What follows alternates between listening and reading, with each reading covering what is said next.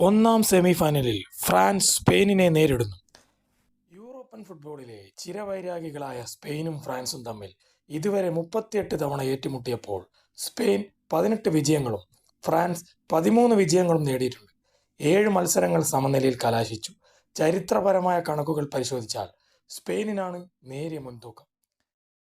ആകെ മത്സരങ്ങൾ 38, സ്പെയിൻ നേടിയ വിജയങ്ങൾ 18, ഫ്രാൻസ് നേടിയ വിജയങ്ങൾ 13, സമനിലകൾ 7, ആകെ ഗോളുകൾ 110, സ്പെയിൻ 65, ഫ്രാൻസ് 45. ഫിഫ ലോകകപ്പിൽ ഇരുവരും തമ്മിൽ ഒരു തവണ മാത്രമാണ് ഏറ്റുമുട്ടിയത്.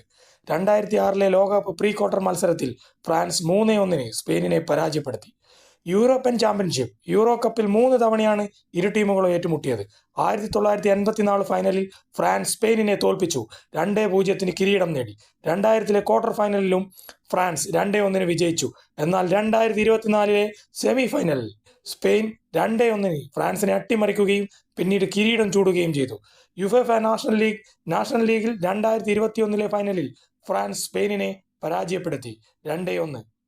1929 ഏപ്രിലിൽ നടന്ന ഒരു സൗഹൃദ മത്സരത്തിൽ സ്പെയിൻ 8-1 എന്ന വലിയ സ്കോറിന് ഫ്രാൻസിനെ പരാജയപ്പെടുത്തിയിട്ടുണ്ട്.